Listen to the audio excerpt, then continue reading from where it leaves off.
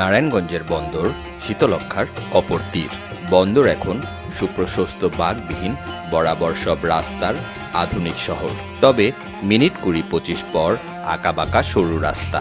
Mollabari culvert লর শুরু পল্লী এলাকার। বাঁক পেরোতেই চোখে পড়ে বিস্তৃত ফাঁকা মাঠ ছাড়িয়ে প্রাসাদের চূড়া। এ তো রীতিমতো রাজপ্রাসাদ। প্রচলিত 8-10 ফুট উঁচু সীমানা প্রাচীর নয়, তারের জালির ফেন্সিং। মাজার সীমানার ভেতরেই গোলপোস্ট সহ ফুটবল খেলার মাঠ। শুরুর প্রান্ত হতে বাঁক দিয়ে যেতেই মিনিট 5। ফটক থেকে বাঁকানো পথে প্রাসাদের 3 দিকে প্রশস্ত প্রাঙ্গণ, মসৃণ ঝকঝকে। প্রাঙ্গণ ছাড়িয়েই তৃণাচ্ছাদিত মাঠ, ফুল, মৌসুমি ফলের বাগান। অদ্ভুত স্থাপত্য শৈলীর এই প্রাসাদ 3 দিক থেকেই একই রকম দেখতে। সুপ্রশস্ত রাজকীয় সিঁড়ি দুদিক থেকেই উঠে গেছে অন্তত 15 ফুট। সেই উচ্চতাতে প্রবেশদ্বারে শোভা পাচ্ছে বেশ বড় কাঠগোলাপের গাছ। চোখ ধাঁধানো স্থাপত্য শৈলীর সাথে মানানসই চোখ ধাঁধানো রঙের বাহার। এই প্রাসাদ সিরাজ শাহর আস্তানা। তৈরি হয় তার মৃত্যুবরণের আগেই।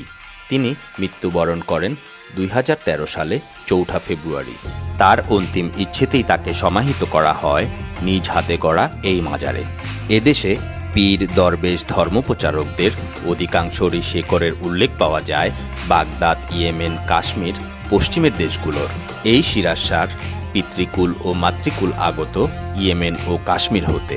সিরাজ শাহর জন্ম বন্দর থানার কুশিয়ারা গ্রামে 1932 সালে। তার আধ্যাত্মিক লাইনে আসার পেছনে হাত আছে বন্দর মাজার এলাকার পাগলদের। বন্দর কদম রসুল দরগার নিকটবর্তী স্কুলে অধ্যয়নকালে আসতে যেতে শিকার হতেন মাজার প্রাঙ্গণের পাগলদের হেনস্থার।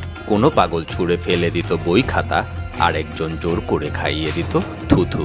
এই উৎপাতে এই স্কুল ছেড়ে আরেক স্কুলে, বাড়ির কাছে কাজীবাড়ি প্রাইমারি স্কুল।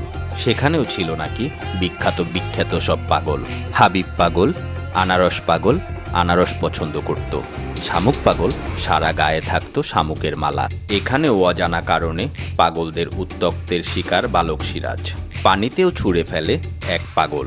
এই পাগলদের আবার সমীহ করত এলাকাবাসী। সময়টা ছিল অনুমান দেশভাগের আগে। এই স্কুল ও স্কুল করে নারায়ণগঞ্জ আমলাপাড়া মাদ্রাসা।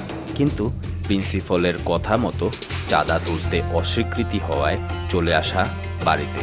কিন্তু নিস্তার নেই পাগলদের হাত থেকে। গভীর রাতে শয়ন ঘরের দরজায় পাগলদের ধাক্কা, সাথে যাওয়ার আহ্বান। এই উৎপাত থেকে রক্ষা পেতে প্রথমে ভয়ে চৌকির নিচে শোয়া, পরে মাটির নিচে চিল্লা। এভাবেই পাগলদের উৎপাতেই আধ্যাত্মিক লাইনে ঝুঁকে যাওয়া সিরাজের। এই প্রাসাদ স্থাপনের সূত্রপাত 1949 সালে। মামার দান করা সম্পত্তির 59% জমি কাদিরিয়া ভান্ডারের নামে হস্তান্তরে এর শুরু। এরপর একনিষ্ঠভাবে তিনি দিনে দিনে সংযোজন করেন আরও জমি। 35 বছর পর 1984 সালে তিনি হাত দেন সিরাজ শাহর আস্তানা নামে দরবার প্রতিষ্ঠার পরে হয় কাদেরিয়া ভান্ডার সিরাজ শাহর আস্তানা। তার জীবদ্দশায় 1985 সালে হয় মূল কাঠামো। চারদিকে 4টি সাদা গম্বুজের মাঝখানে নীল গম্বুজ বিশিষ্ট এই ইমারতের নকশা নাকি মোহাম্মদ সিরাজের নিজের হাতে গড়া। বিচিত্র নয়, অলৌকিক ক্ষমতা বা বুদ্ধিগত বিদ্যা ছাড়াও একনিষ্ঠ নিবেদিত প্রাণে অসম্ভব নয় তা। এই মাজার সৌধ নির্মাণে তার নিষ্ঠা, একগ্রতার ছাপ সুবিস্তৃত এই মাজারের প্রতিটি ইঞ্চিতে।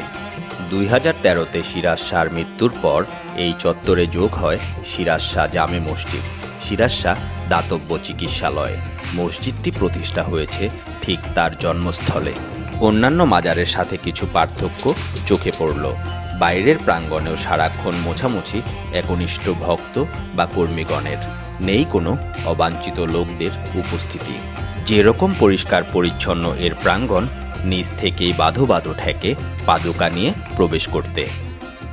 কিভাবে আসবেন এই সিরাজ শাহের মাজারে? নারায়ণগঞ্জ জেলার বন্দর উপজেলাধীন বন্দর ইউনিয়নের অন্তর্গত পুরান বন্দর মোল্লার বাড়ি ছোট ব্রিজ পার হয়ে সিরাজ শাহের আস্তানা অবস্থিত। নারায়ণগঞ্জ টার্মিনাল ঘাট হতে নৌকাযোগে শীতলক্ষ্যা নদী পার হয়ে রিকশাযোগে পুরান বন্দর মোল্লাবাড়ি ছোট ব্রিজ পার হয়ে সিরাজ শাহের এই আস্তানায় আসা যায়। ভিউয়ার্স, আমরা প্রতিনিয়ত গতানুগতিক ট্যুরিস্ট প্লেসগুলোর বাইরে গিয়ে সুন্দর অদেখা প্লেস এক্সপ্লোর করে আপনাদের সামনে তুলে ধরার চেষ্টা করে আসছি। আপনাদের সাপোর্ট আমাদের অনেক ইন্সপায়ার করে। তাই ওয়াক উইথ সোহেল ফেসবুক ও ইউটিউব চ্যানেলে লাইক ও সাবস্ক্রাইব করে আমাদের পাশেই থাকবেন। ধন্যবাদ সবাইকে।